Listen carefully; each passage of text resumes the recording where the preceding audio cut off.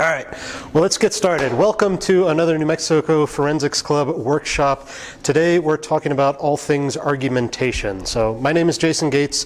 I started the New Mexico Forensics Club when the world shut down because I had experience coaching speech and debate in the local high schools, and then they said, this is probably going to be online only for a couple years, and I said, thanks, no thanks. Sounds like a good time to start a homeschool club. So the motivation back then was to basically teach kids and teach their parents a whole bunch of skills that I felt like all the adults around me didn't have when it came to decision making and argumentation and trying to find common ground and making sure that you can find truth and stand firm for it. And these were things that I had picked up along the way as a kid, participating in speech and debate and other activities like that in school. But apparently most people didn't learn those skills, and I thought I need to spread the joy or something. I don't know. So that was the motivation. This workshop and seminar series is something we do. We try to do it quarterly, and then life gets in the way, so whatever. It happens kind of sporadically. But basically we try to hold these kind of workshops and seminars to help you as parents gain the same sort of skill building and training knowledge that I impart to the kids in our regular club meetings, and then you guys can do it just around the dinner table or in the daily in and out of your homeschools, however you want to do it. The thought is I can only interact with so many kids at a time, but if I teach you how to do the same things, then great, more kids get impacted and we can all stand firm for truth together. So that's what this is about. We're talking argumentation today, but to give you an idea, past workshops have included topics like worldview analysis, apologetics, how do you incorporate those into the everyday rhythm of your homeschool, more specialized topics like epistemology and hermeneutics, which may be big fancy words that kids are like, I don't know what that means, but that's okay. I like using big fancy words so that when you kids use big fancy words in conversation, your friends go, whoa, like that kid must know what they're talking about. That's a big fancy word. Anyhow, more recently we've done workshops on the art of effective questioning, is one that dovetails really nicely with what we're talking about today in terms of argumentation. So the way this is going to run is I'm going to talk for about an hour or so, but feel free to interrupt me with questions, raise your hand, just yell something at me. This can be as interactive as you want to make it. And then we're going to take a brief break for about 5 minutes or so, use the restroom, grab snacks, refresh, and then the second hour is going to be kind of putting all the newfound skills into practice in terms of an extemporaneous debate. So we'll work on crafting arguments and then take the time to put them in the proper structure. Come on in, folks, and then we'll go head to head and we'll see how well everyone does. Does that make sense? Does that sound fun? That's what we're here for. I want it. No, okay. So, all right. So that's the plan. Let's go ahead and dive in. We're talking about argumentation. What do you guys think of when you hear the word argumentation? What comes to mind?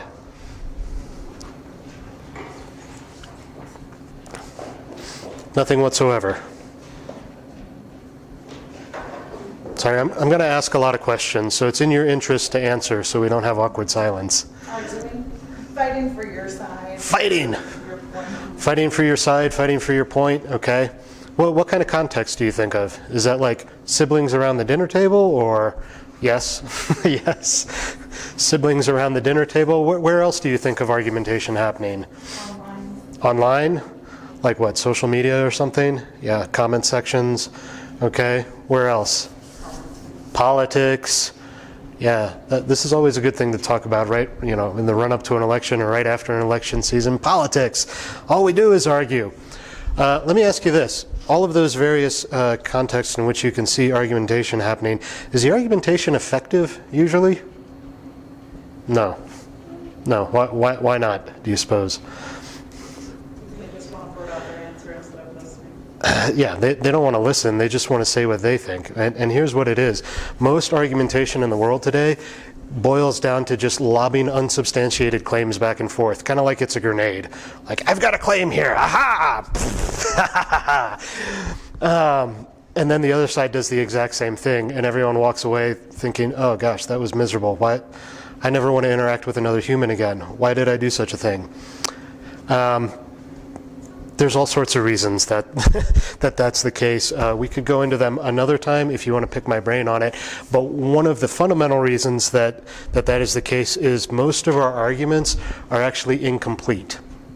Okay? So what we're going to talk about today is to form a well-reasoned argument, it's actually going to have 6 components. Okay? And the first 3 components are going to be absolutely essential. Like without them, the argument just isn't there. It's not complete. There's no way to reason about it. And then the second 3 components are not essential, but they're so useful in terms of persuasiveness, you never want to be without them. Okay? So this is a particular form of argumentation. Let me ask you this. Has anyone taken like an introductory logic class? Something like that? Yeah? Do you guys remember learning something like a logical syllogism? Does that sound familiar? Yeah, kind of, sort of. Logic class was a while ago. I don't remember. That's okay. There's a lot in logic class. Okay, so the point is there are different forms of argument. There's a logical syllogism. We'll talk about it again in a little bit, but that's something you kind of usually learn in an intro to logic class. The particular form we're going to learn today is called the Tolman model of argumentation. If you want to take notes and look this guy up later, British philosopher Stephen Tolman. I've got his book here, The Uses of Argument. It's not a particularly riveting read. Like if you have trouble getting to sleep, this may be a good one, but it's got really good stuff in here if you can power through it. So check it out. He didn't come up with this form of argumentation. He just happened to be the first guy to set it all down in writing in kind of a systematic way when he wrote this book back in the 60s or so. So the form of argument is much older, but he's the guy who put it into writing. And if you just Google like Tolman model of argumentation, you can find all sorts of resources on it. So let's start talking through the components here. The first component of an argument is something called the claim. Okay? The claim is basically what you are claiming to be true. Okay?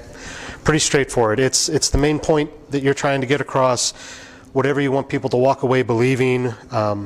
You know, the grenade example, these are the grenades lobbed back and forth. This is my claim. I think this is true. That's the first essential element of an argument. And usually, this is the only element of argument that people use these days. Okay? You're just lobbing unsubstantiated claims back and forth. That doesn't do you any good, because a claim isn't an argument. It's just a statement of, well, it's a potential statement of truth. We don't know yet whether or not it's true. So, in order to support the claim, what do you think you need? Evidence? Evidence, yes. I'm going to call it the data.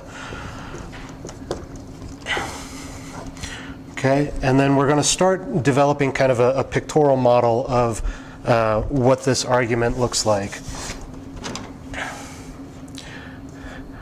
So we need some sort of data that's going to imply the claim. Okay? What that means is these are things like observations or expert testimony. It may be something as simple as like prior experience, like, you know, I've seen this before, I did this and I know what happens. It may be, you know, kind of more esoteric stuff if you dive deep into logic or philosophy or stuff like that. It may be historical facts, depending on, you know, what your claim is. But whatever it is, this is the evidence, the underlying data that gives you an indication that, hey, this claim might be true. Does that make sense so far? Okay, cool. But there's actually the third essential element which is missing. So far, we can't actually reason about this argument until we add this next piece.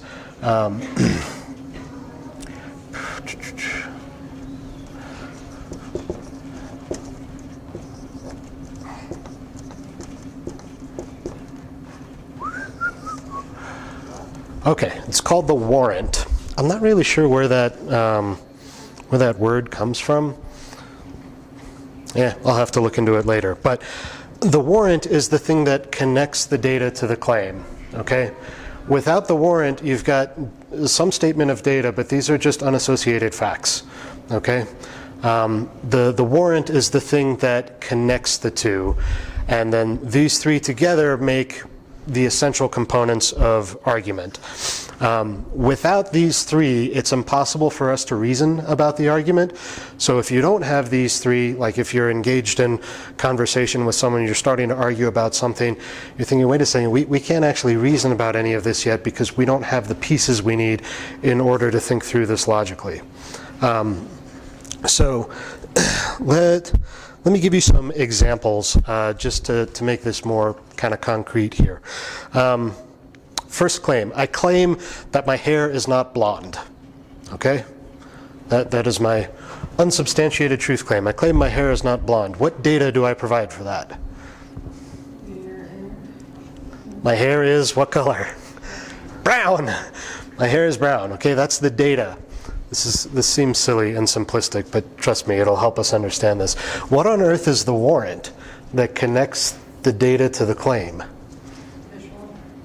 Visual? See your hair is brown. Well, since it's brown, it can't be blonde. There you go. Something that's brown cannot be blonde. At the same time, in the same sense, go back to the ancient philosophers. Anyhow, yeah, something that's brown cannot be blonde. So a lot of times this warrant is going to be hard for us to figure out because it seems so obvious we don't even think about it. Okay? But I'm glad you found that. Okay, so that's the first silly example. Next silly example, I claim that I'm a U.S. citizen. Okay? What proof do I give you for that? What's the data? Birth certificate. Yeah, I could produce a birth certificate or a passport or something like that. Or I'm just going to say in this case, well, I was born in the United States.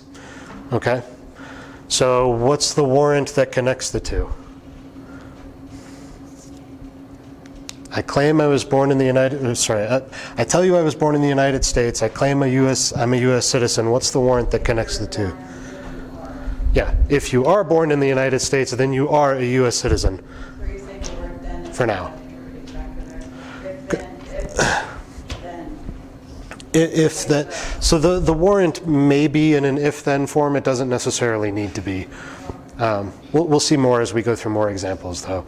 But yeah, just that fact that those who are born in the United States are U.S. citizens by birth automatically, that is the warrant here. Okay? Another silly example. I claim the sky is blue. What data do I give you to support that claim? What do you think? Was the sky blue when you guys showed up? I didn't pay attention. It was pretty blue, right? Okay, so the data is I grab everyone, we get up, we go outside, we look up at the sky and we say, yep, the sky is blue. Okay? What on earth is the warrant in that case? We see it, yeah, okay. So this is one of those cases where the warrant is like so obvious we can't think and parse through it, but it's a whole bunch of stuff. It's like our eyes work in a certain way, like they perceive light and color, and my eyes perceive color in the same way that your eyes perceive color, and we can agree on the color we see together because light and optics and physics and math and what, like it all works, and we know this instinctively because everyone looks at the sky and says, yep, that's blue. Okay? So sometimes the warrant is hard to suss out, but you want to do the digging to figure out like what is the thing that connects the data to the claim. Once we have all these three together, then we can start to reason about things. So are you saying like data is the information about what you're trying to claim, but the warrant is the evidence of it actually working? Ah, good. Yeah, I'm going to jump ahead because you got to this, but this is good. Actually, let me grab another color here. So what you noticed, still good. What you noticed is that the data and the warrant are both facts, right? Okay? But they're different facts. How are they different? I don't know. One is acting, kind of. Like it's the form of it happening? Like it's the proof that it's happened? Proof that it's happened? Maybe. Let's go back to the hair color example, just because it's easy. Data, my hair is brown. warrant, something that is brown is not also blonde. It validates your first point. Yeah, this one validates that one. So check it out. The facts in the data are specific. Specific to the claim being made. The facts contained in the warrant, those are general. And those general facts in the warrant could be applied to any number of arguments out there. Okay, something that's brown is not also blonde. That table is brown. It can apply to that argument. It doesn't need to just be about my hair color. Okay? So yeah, two different types of facts, specific and general. So like the warrant being birthright citizenship is a fact in the United States. Yes, birthright citizenship is a general fact. Or the United States is a specific fact. Exactly. I was born in the United States is me. But if you were also born in the United States, that's a different argument. That's you. And in both cases, the birthright citizenship is a general fact that applies to all of us who happen to be born in the U.S. Does that make sense? Sometimes they'll just use the bottom part, like derail or red herring something. Maybe. That's general. When it comes to taking an argument off the rails, you can kind of do that anywhere and any way. But let's come back to that later. Okay, cool. All right, let's grab a new color and go back to logical syllogisms for a bit. You guys, I'm sure, have heard this example before, right? All men are mortal. Socrates is a man, therefore Socrates is mortal. Yes, okay. How does that map to this, do you suppose? All men are mortal. What is that? This is the warrant, okay? Yeah, good. Socrates is a man. It's specific. It's data, that's specific to Socrates. Okay, and then Socrates is mortal is what I'm claiming. Okay, so if we want to map this to the form of logical syllogism, the claim is the same thing as a conclusion, right? I conclude that Socrates is mortal. Why? Because the major premise, whoa, gosh, can't write on whiteboard. The major premise is the warrant, all men are mortal. The minor premise is the data. Socrates is a man, and you put those two together, and we can draw the conclusion that Socrates is mortal. Okay? So, anytime you're talking through logical syllogisms and stuff, if you run into it in logic class, think like, oh, okay, this is how these map together. But here's the thing. This isn't a logic class today, this is an argumentation class, and most arguments that happen out in the wild do not fit the nice, tidy form of a logical syllogism. Okay?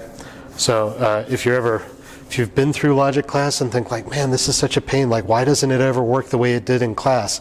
That's because the world is a messier place, okay? There are only certain forms of argument that map to this.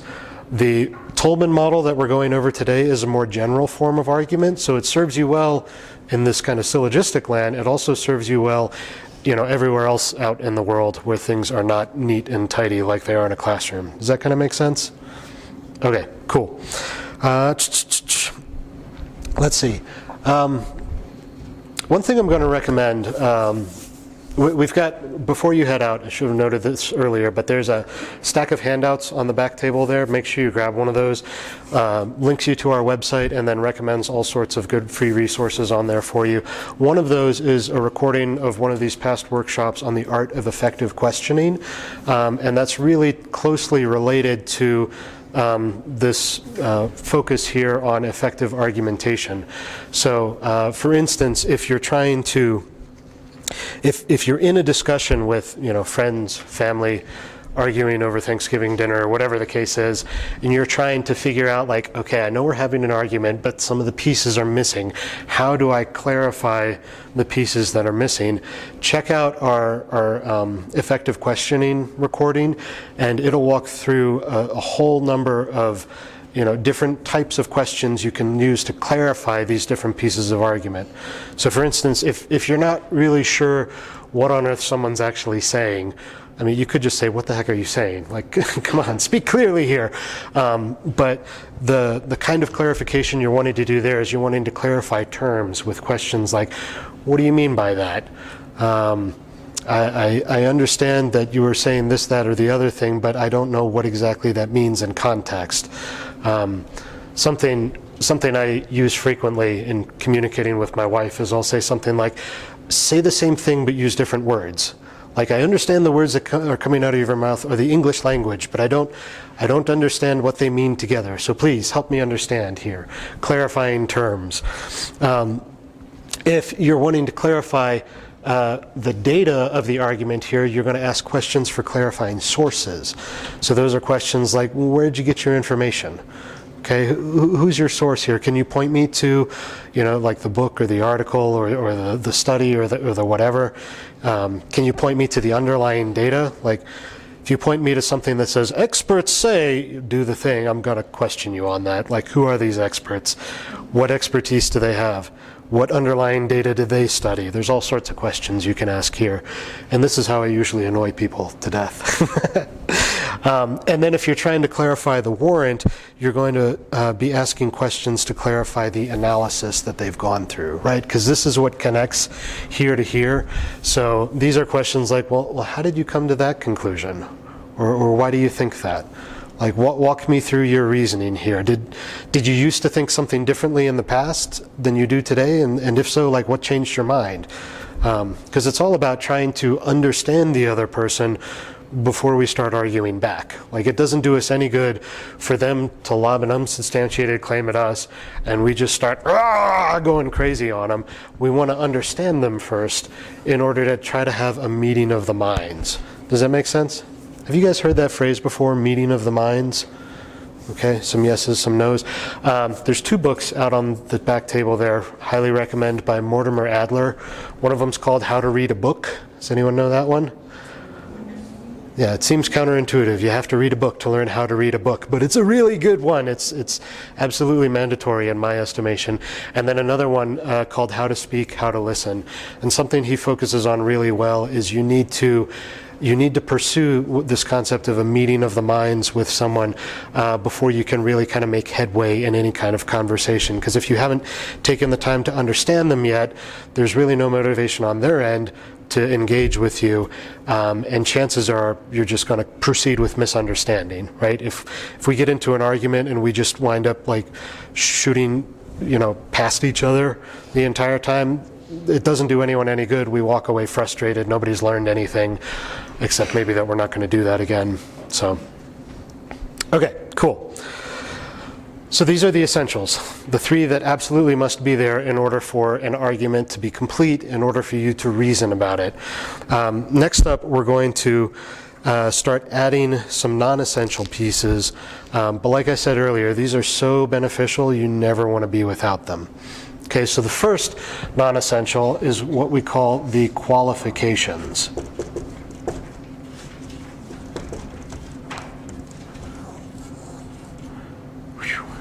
The qualifications are an indication of basically your degree of certainty, to which you believe something.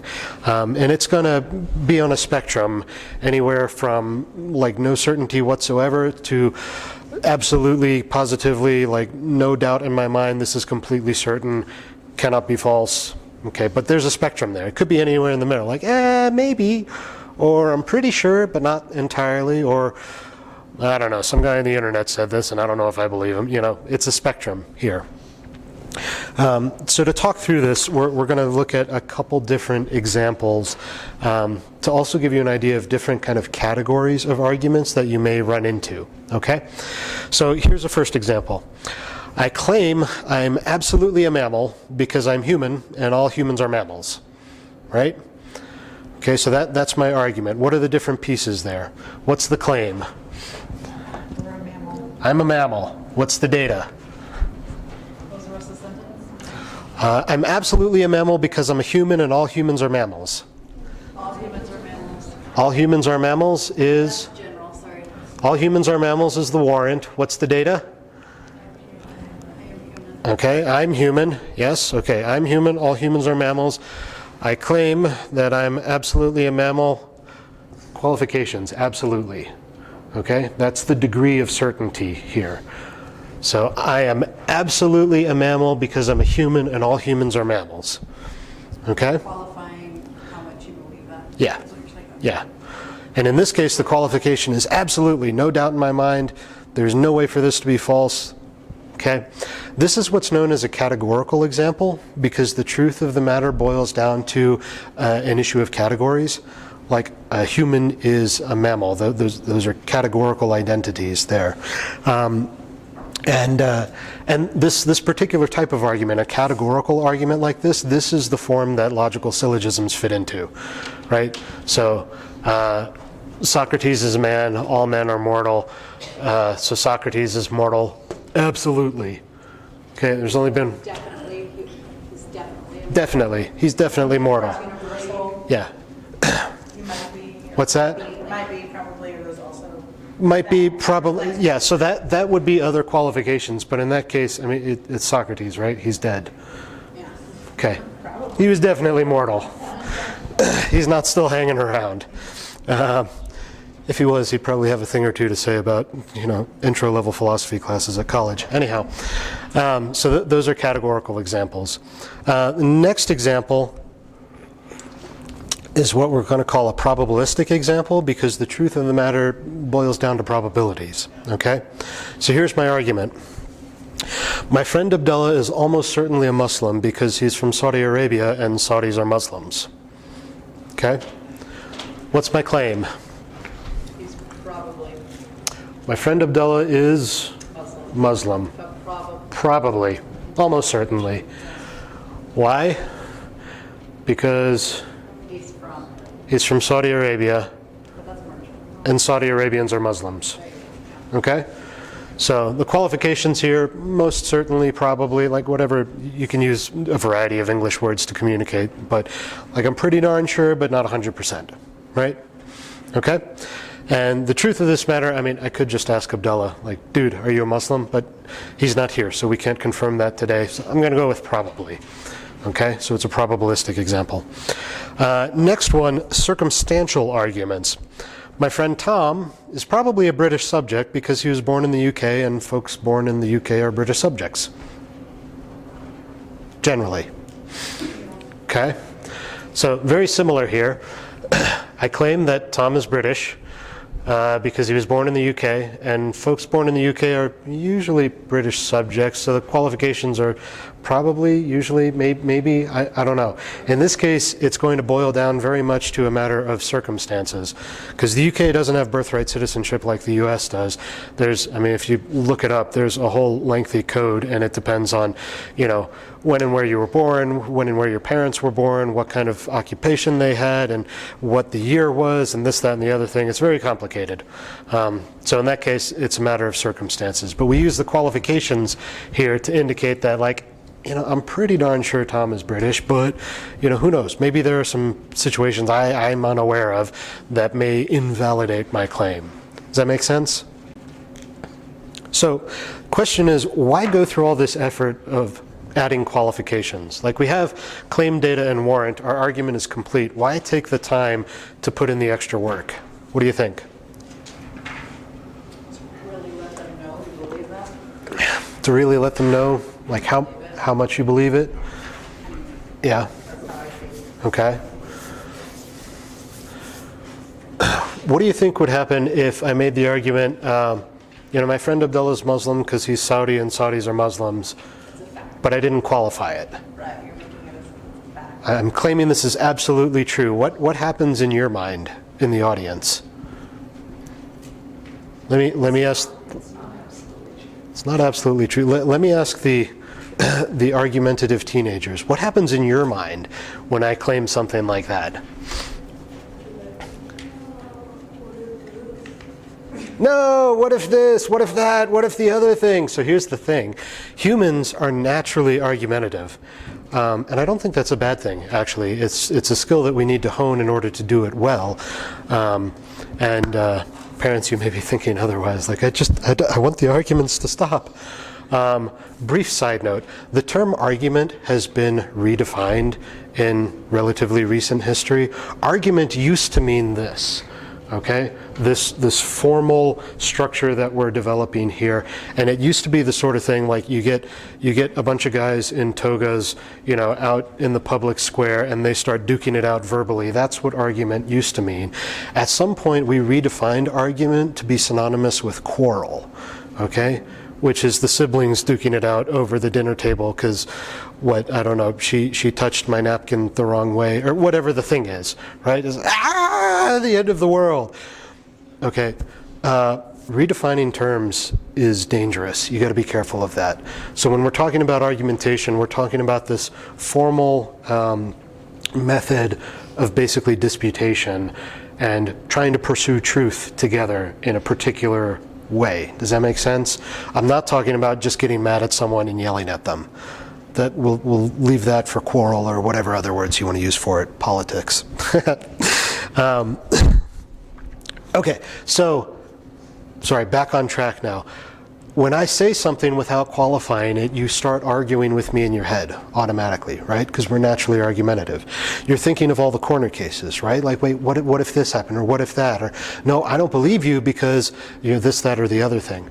So if your audience starts doing that in their head, as soon as you've made the part of the argument, if you don't address that, if you let it go unchecked, you quickly lose them. Okay? Your purpose in all this is to try to communicate truth, right? You have found truth. That's a prerequisite here. Like step 0, make sure you know truth. Step 1, convince others of it, okay? So assuming you know truth, you're trying to convey that truth to others so that they too can have the truth and it can set them free, right? But if they start arguing with you in your head, quarreling with you in their head, because you haven't addressed all of the corner cases that their mind is coming up with faster than you can speak, that's a problem. They'll tune you out, they'll think you're an idiot, they don't want to listen to you, whatever, that guy's full of it. So, qualifications are the first step in communicating to your audience. Hold up, slow down. Okay, I understand that there's all sorts of, corner cases and other thoughts you have running around in your head that would invalidate my argument here. But I have thought through all of them already, and I have really good answers to them. So please, just hear me out. Does that make sense? So that's a lot. Like all I said in the argument earlier was the word probably, but the probably communicates all that other stuff, or at least it leaves space for it, so that when they start saying, this, then the other corner case, it's like, yeah, I know. Hang on, I'm not done with my argument, right? There's still 2 more components I need to draw on the board. So that's why we go through the effort, right? That's why we take the time to add the non-essential elements, because it significantly improves your persuasiveness. So with that, let's go to the next non-essential. It's something called the backing. Whoops.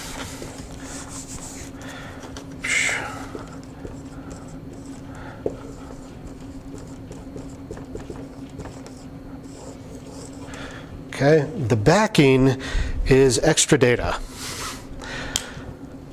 Why do we need more data? We already have data. Well, more data, more better. No, really, the backing is you want data to back up the warrant, okay? The data here, right, specific data that we have, that directly supports the claim here, but then the warrant is, a general statement of fact, okay? Or you could say it's a general truth claim, right? If I have a truth claim, I want some data to back it up. Just like I have this truth claim and I want some data to back that up, okay? So the reason we add backing is sometimes the warrant isn't self-evident, right? The earliest examples we did about hair color and the sky and stuff like that, the warrant was self-evident. We didn't need to provide data, okay? But in more interesting arguments, you can provide the warrant and someone could very justly respond with, well, how do you know, right? And okay, well, I know because there's more data.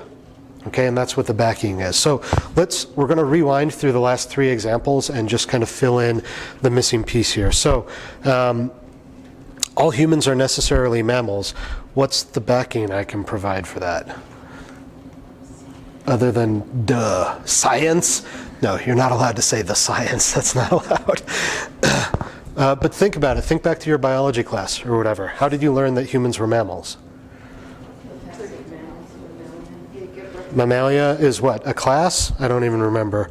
If you breathe air, you give birth to life, like those qualifiers in that scientific category. Yeah, so it's the biological classification system, right? It was developed by a fellow named Linnaeus, so you may hear it called the Linnaean taxonomy. It's that kingdom, phylum, class, order, etc., etc. I learned it one way, and I checked into it recently, and they've added like 3 new levels in the last 30 years. So anyhow, but yeah, you say, well, how do you know that humans are mammals? Well, because basically we feed our infants with milk. That's what mammalia means, mammary glands. Because science, okay? Okay, clear enough. Humans are necessarily mammals because we've got that. The probabilistic example, someone from Saudi Arabia is probably Muslim. What data do I have to support that general truth claim that Saudis are Muslims? It's the main religion there. How do I know? Research. Because statistics basically, right?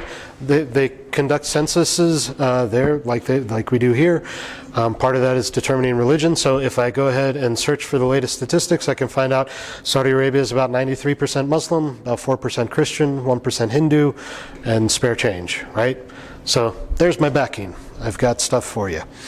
Okay, that was a probabilistic example. In terms of circumstantial example, someone born in the UK is maybe a British subject. What's the backing? What's that? Where were they born? What were the situations of their birth? Where were the parents? What were their nationalities? Were they, foreign dignitaries? It's all of those other things that, the UK's, citizenship policy is much more complex than ours. So it's all of that other stuff. I would be providing data for all the things that say, here are all the boxes I'm checking to say, yes, Tom is indeed a British subject. Okay? So that gives you an idea. It's just more data for when someone says, well, how do you know that? Sometimes it's self-evident. If you have an argument with where the warrant is self-evident and someone says, well, how do you know that? It's like, come on, are you engaged in this in good faith, or are you just messing with me here? So you're allowed to ask questions like that. Like, really, are we trying to pursue truth together, or are we trying to just be goofy? If you want to be goofy, fine, but if we don't want to waste our time on it, let's not. Okay, so 1, 2, 3, 4, 5. The last one, last component here. Uh-oh.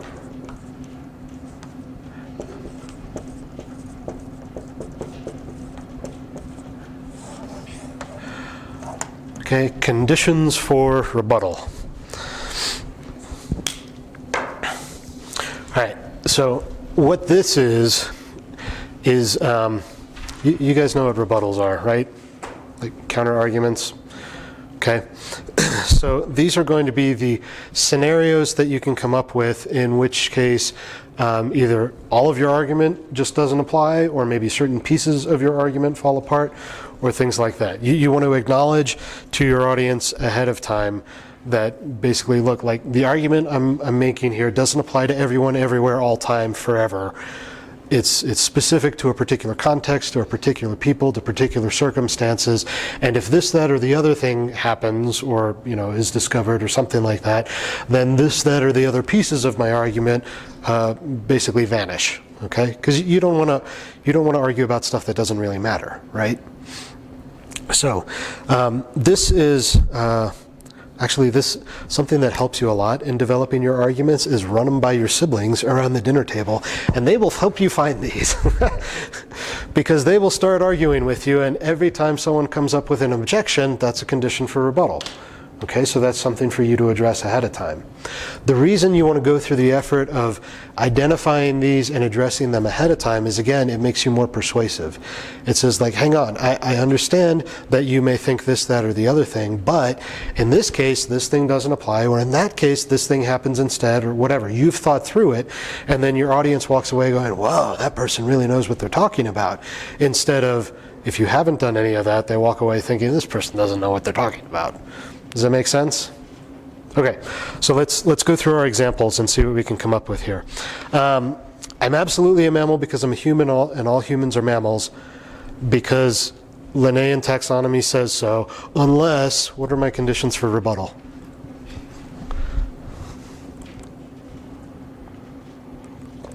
Come on, get creative here. I don't believe whatever you're backing is. Yeah, maybe I don't believe the Linnaean We taxonomy. don't use it anymore because we've shifted. Maybe we don't use it anymore. So you're grinning, but actually this is important historically because once upon a time, I mean, this is something that changes, right? Like there's 3 more levels than when I learned it. Whoop-de-doo. Linnaeus, when he came up with it, he thought that spiders were insects. We know that's incorrect. Before Linnaeus, there was an Aristotelian taxonomy. And Aristotle thought that whales weren't mammals because I guess they didn't have scuba diving back then. So they didn't see like, oh yeah, turns out that's a mammal. Who knows what the taxonomy system will look like 100 years from now? I mean, it's probably pretty subtle, but whatever, it can change. What about some wise guy responses here? Like, I'm a human because I'm a mammal, or I'm a mammal because I'm a human, and all humans are mammals. Give me a wise guy response. Like I'm a furry? What do you... Maybe I'm a furry. Or what about transhumanism? What if they've modified my genetics or whatever? Like, you can come up with out there stuff. In this case, a categorical argument like this, realistically, there are no conditions of rebuttal, right? But, you know, it depends on the people you're interacting with and how far afield you let them travel in their thinking. So just be aware of that. All right, probability example. Abdullah's probably a Muslim because he's from Saudi Arabia. Saudis are Muslims. Conditions for rebuttal. What might be wrong there? Well, there's other religions. There's other religions, right? When we looked at the statistics, we saw 4% chance he's Hindu, right? Or Christian, 1% chance he's Hindu, right? Okay, or maybe he just left Islam. Maybe he has no religion now, or maybe, I mean, his name's Abdullah. That sounds very Arabic. Maybe he was born to Christian missionary parents in Saudi Arabia. Whatever. There's all sorts of scenarios we could come up with. Best case is to just get Abdullah on the phone and say, dude, what religion are you? Okay, but conditions for rebuttal. This is what we want to think through. What are all the possibilities there so we can address them ahead of time? What about my friend Tom, the British subject? Okay. What were conditions for rebuttal? Like, we did a bunch of work and said, you know, this is all the stuff that applies, but what else might be the case?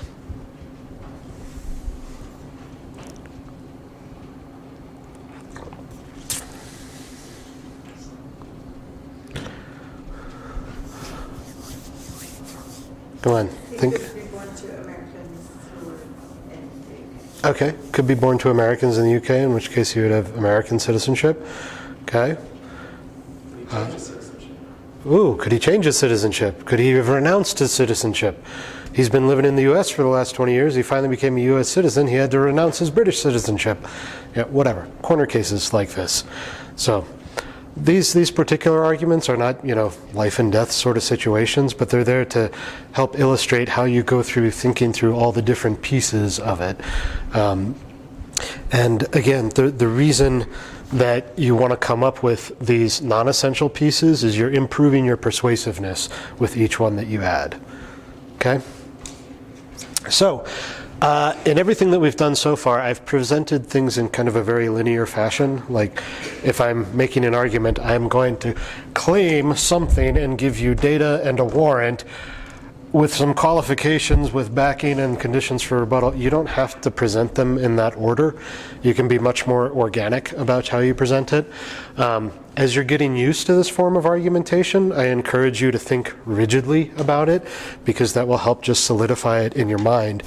But then kind of the more experience you get with it, the more you can kind of, you know, change things up in terms of your presentation order and style and stuff like that. Does that make sense?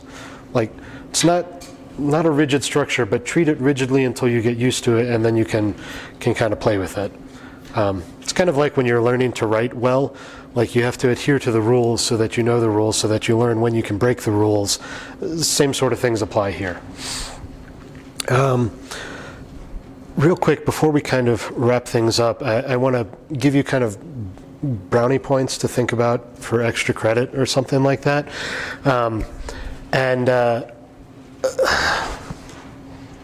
Yeah, I'll just do it in a different color. That'll work. So we already talked about how this was specific data to support that truth claim, and then this is specific data to support this truth claim.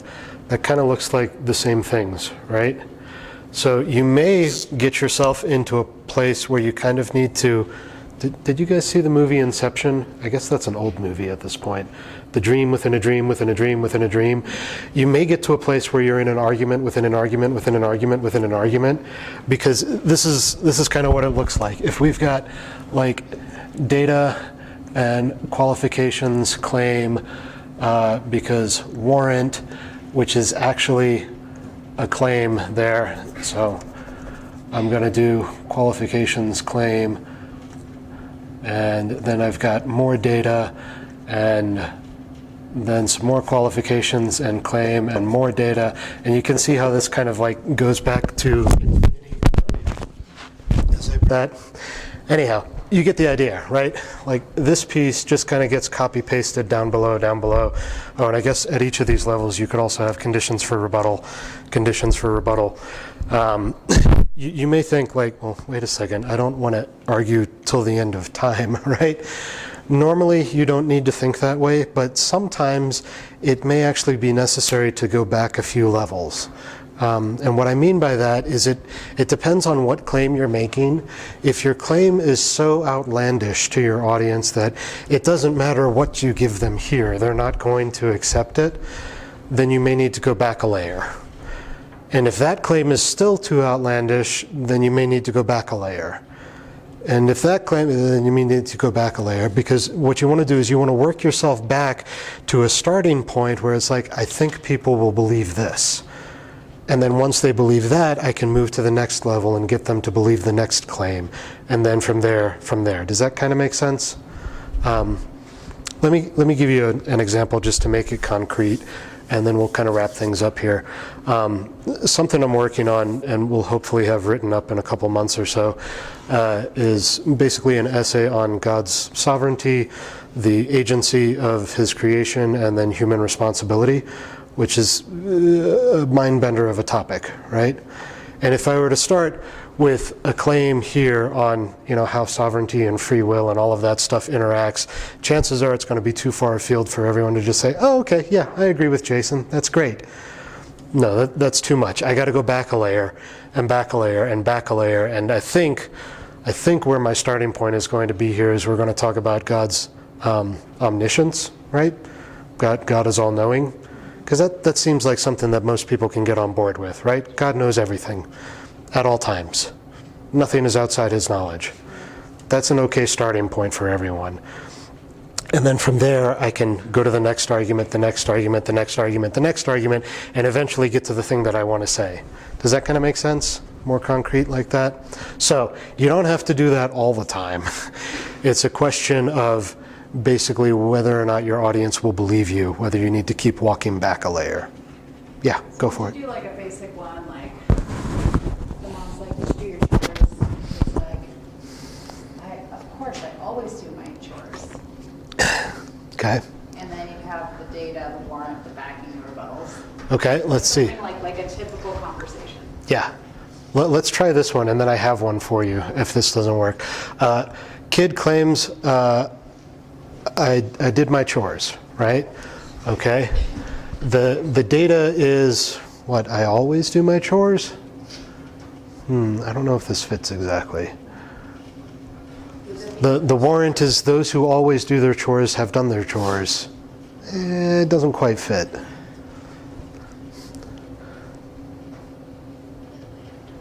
Let's maybe come back to that one if we, but yeah, real world example was the exact next thing. So let's take a look at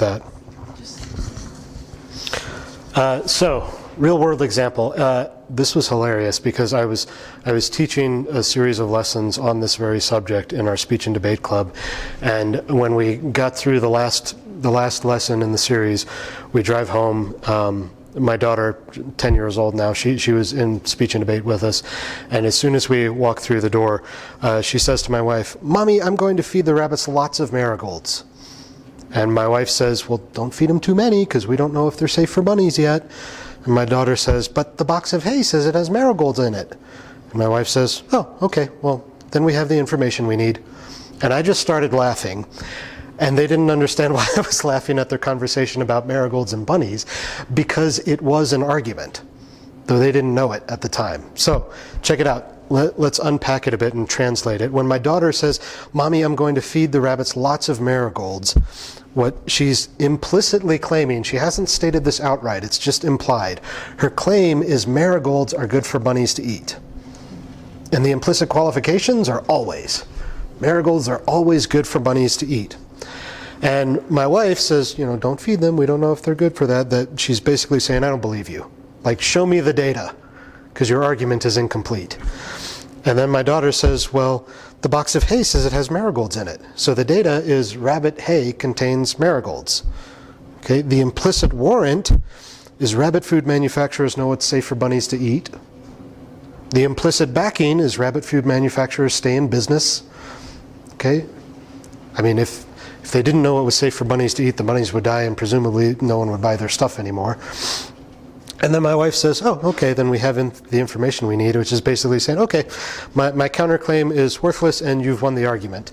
The only piece of the puzzle that was missing there was conditions for rebuttal. They weren't really necessary in the rabbits case, and this is like a year and a half later. The rabbits are still alive, so I think the argument was valid. So I just thought that was hilarious, because it was like right after I had taught the thing, a real world example of how to translate a conversation between a 10-year-old and an adult about rabbit food, and it was legitimately a full argument there. So does that help you? Yeah. Yeah. Like, so the rebuttal could be, well, straight up, marigolds may not be good for bunnies all at once. Like that. Oh, sure. Yeah, like if you go pick a bunch of marigolds and just give them that, maybe that is bad for bunnies. Maybe it has to be in the right relationship or ratio, I mean. Or maybe it's only certain breeds of rabbits are good with it, and other breeds it's going to kill them, or whatever. Yeah, all the corner cases. The bunny's fine. The bunnies are fine. Nope, they're cute and adorable still. We're good. We may be getting more bunnies. I don't know. Animals just show up at my property. So anyhow, let's wrap things up before we take a little break here. At this point, you've learned what you needed to learn here, right? This is the structure of argument. You know the three essential pieces, and you know the other three pieces that you really never want to be without. Okay? So what do you do with this? For the kiddos, really the answer is practice, right? Anytime you're getting into an argument, if you're the one making the argument, try to figure out how to fill in all six pieces, right? If you're in an argument with friends, siblings, whoever, and they're not filling in the pieces for you, ask questions to try to fill in the pieces. I mean, if you need to, draw this little diagram on a piece of paper and say, "Hang on, help me here. I want to understand you. What is this piece? What is that?" And walk them through it. Because in that, you get to teach your friends, and then you all get to do better at argumentation together. Okay? That's a good thing. And then a homework assignment, one of the books out on the back table there, oh wait, no, it's here, just kidding. One of the books in my hand here is called Tactics by Greg Kokel. So this is one that I heartily recommend. He doesn't know he's doing this, I don't think. Maybe he does. But what he presents is basically a collection of what he calls tactics for how to share and defend your faith with others. What my translation of what he's doing is he is using questions in a particular way to help the person that he's talking with fill in these pieces of the puzzle. Okay? And in doing that, a lot of times when it comes to sharing your faith or questioning others about their worldview or stuff like that, you get to a point where they realize they don't have answers for some of the pieces. And that's okay. His main argument is you don't force that. It's like leaving a pebble in their shoe that's going to annoy them. Like, wait, I didn't have a warrant there. And they're not going to use that terminology, but like this was a question I couldn't answer, and that's going to bug me until I go get answers for it. So highly recommend Tactics. It's good stuff. Parents, what you do here is figure out how to incorporate this into your homeschool, okay? This can kind of naturally fit into things like any kind of research and essay writing that the kids are doing. If there's any kind of, preparation for public speaking or especially debate, basically hold them accountable to using this form and make sure they don't get away with cutting corners. This is also the sort of thing that can just happen naturally around the dinner table. To give you an idea, my kids are 10 and younger, but they've got a speech and debate coach for a dad, so it's regular for the young kids even to, have questions at the dinner table like, "Where's your data?" Which is good. I mean, it's still ruckus and loud and can drive me insane, but I'm grateful for it because I know that they're being trained in how to think clearly, right? And then other thoughts here, if you're trying to think of maybe how any of this translates to your church setting, is you don't want to just train your kids in this, you want to train everyone around you in this sort of stuff. Clear-headed argumentation is necessary to pursuing truth, and truth is what we're all about in Christianity. Another book I'm going to heartily recommend, I recommend lots of books, but this one is really good, Expository Apologetics by Vodi Bakum. This is one where basically one of his elders came to him at some point and said, like, when you're doing your sermon, like, how do you do what you do? And at the time, the author said, like, I don't even know what that question means. But as they got into it, he found out that he had a particular way of kind of preparing his sermons in terms of crafting his arguments that stood out. And as I read it from my perspective, it was like, oh, he may not know this, but what he's doing is he's going through this in his preparation, particularly paying attention to conditions for rebuttal, so that as soon as he says something, he knows what his audience is thinking, and he says, "Now you may be thinking," and then the audience goes like, "How did he read my mind?" It's like, it's not mind reading, it's just a lot of practice with all of this. So expository apologetics, great. These two combined, like if you're wanting your kids to get into like how do we share our faith with our non-believing friends, how do we defend our faith as we get older and interact more with the world at large, particularly the internet, invaluable resources, heartily recommend them.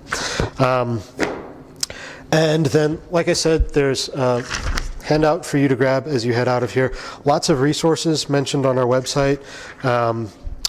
What else do I want to point out? How to speak, how to listen. Oh, yeah, and the last thing I was just going to make you guys aware of. Has anyone heard of the Tuttle Twins series of books? Yeah, okay, we've got some of them back there for you to take a look at. It started as a collection of books to teach kids kind of the underlying principles of liberty, freedom, economics, politics, like everything that traditional education leaves out. And leaving that out kind of leads to where we are today. Anyhow, it seemed like a great organization. The reason I mention them is they've recently launched something called their Tuttle Twins Academy, which is an online learning portal with at the moment, I think it has 16 classes on it, but within the next year, it'll be like up to 40 or something like that. So if you want more of this and all sorts of other stuff that goes into how to be an effective debater, sometime this fall, that course will launch on the Tuttle Twins Academy. So that's what I've been working on this year, and hopefully it'll come to fruition sometime soon. So that's that. We're going to break now.